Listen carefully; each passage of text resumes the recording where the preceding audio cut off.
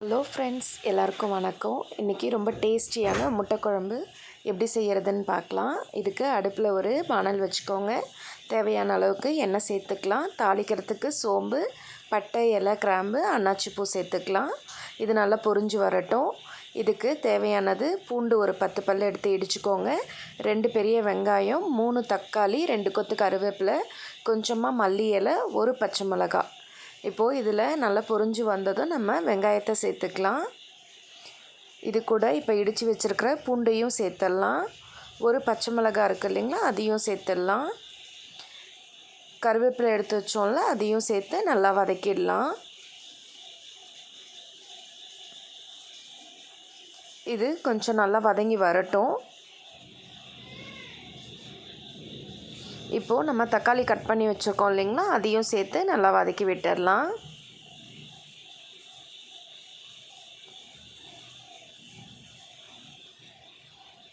தக்காளி கொஞ்சம் அதிகமாக சேர்த்தா தான் இந்த புளிப்பு டேஸ்ட்டு நல்லாயிருக்கும்.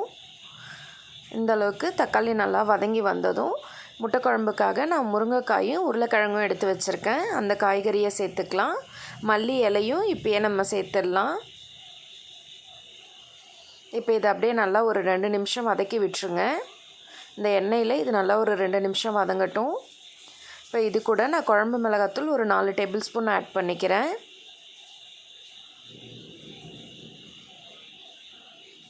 உப்பு உங்களுக்கு டேஸ்ட்டுக்கு தகுந்த மாதிரி ஆட் பண்ணிக்கோங்க.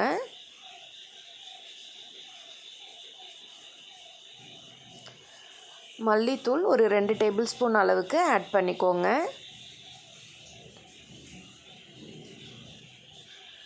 இதுக்கு நான் கொஞ்சமாக சிக்கன் மசாலா ஒரு டேபிள் ஸ்பூன் அளவுக்கு ஆட் பண்ணிக்கிறேன்.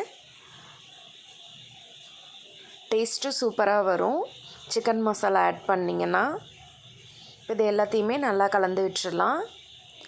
இது கூட மஞ்சத்தூள் ஒரு 1/4 டேபிள் ஸ்பூன் அளவுக்கு ஆட் பண்ணிக்கலாம். இப்போது குழம்பு உங்களுக்கு எந்த அளவுக்கு தேவையோ அந்தளவுக்கு தண்ணி சேர்த்துக்கோங்க.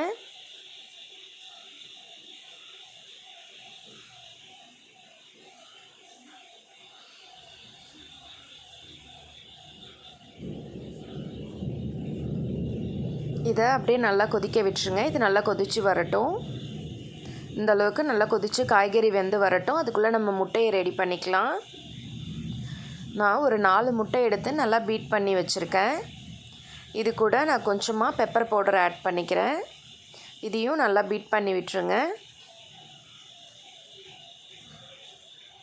இப்போ இதை நான் ஒரு முக்குழிய சட்டியில் கொஞ்சமாக எண்ணெய் சேர்த்துக்கிறேன். ஆம்லேட்டாக போட்டாலும் நல்லாயிருக்கும். இந்த மாதிரி முக்குழிய சட்டியில் ஊற்றி போட்டாலும் நல்லாயிருக்கும்.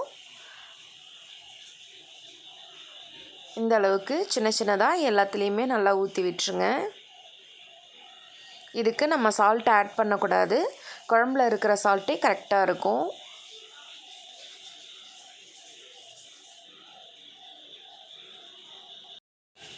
இது மேலே கொஞ்சமாக எண்ணெய் சேர்த்துக்கலாம்.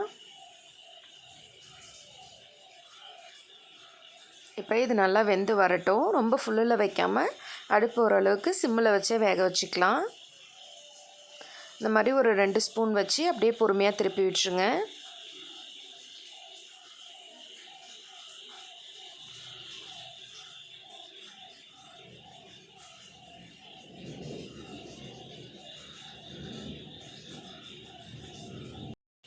இப்போ இந்த அளவுக்கு நல்லா வெந்ததும் எடுத்து குழம்புல சேர்த்துடலாம்.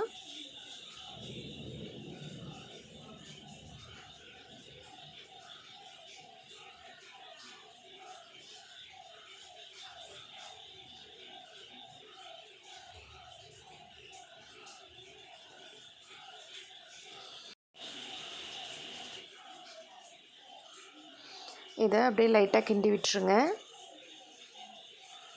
இது ஒரு 5 நிமிஷம் மட்டும் கொதித்து வரட்டும்.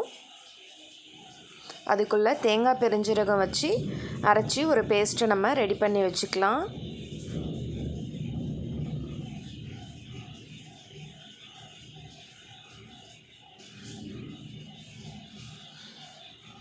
நான் 1/4 மூடி அளவுக்கு தேங்காயும் 1 டேபிள் ஸ்பூன் அளவுக்கு பெரிய ஜீரகமும் எடுத்து அரைச்சி வச்சுருக்கேன். இப்போ அதை நான் இது கூட சேர்த்துக்கிறேன். இதை அப்படியே நல்லா கலந்து விட்டுருங்க. இது ஒரு கொதி வந்த உடனே நம்ம அடுப்பை ஆஃப் பண்ணிடலாம். நல்லா டேஸ்டியான முட்டை குழம்பு நமக்கு ரெடி ஆகிடுச்சு. நீங்களும் ட்ரை பண்ணி பாருங்கள். எப்படி இருந்ததுன்னு கமெண்ட் பாக்ஸில் சொல்லுங்கள். இதுபோல் குக்கிங் வீடியோ டெய்லியுமே நம்ம சேனலில் அப்டேட் ஆகிட்டே இருக்கும். கண்டிப்பாக நம்ம சேனலை லைக் பண்ணுங்கள், ஷேர் பண்ணுங்கள், சப்ஸ்கிரைப் பண்ணுங்கள். தேங்க்ஸ் ஃபார் வாட்சிங்.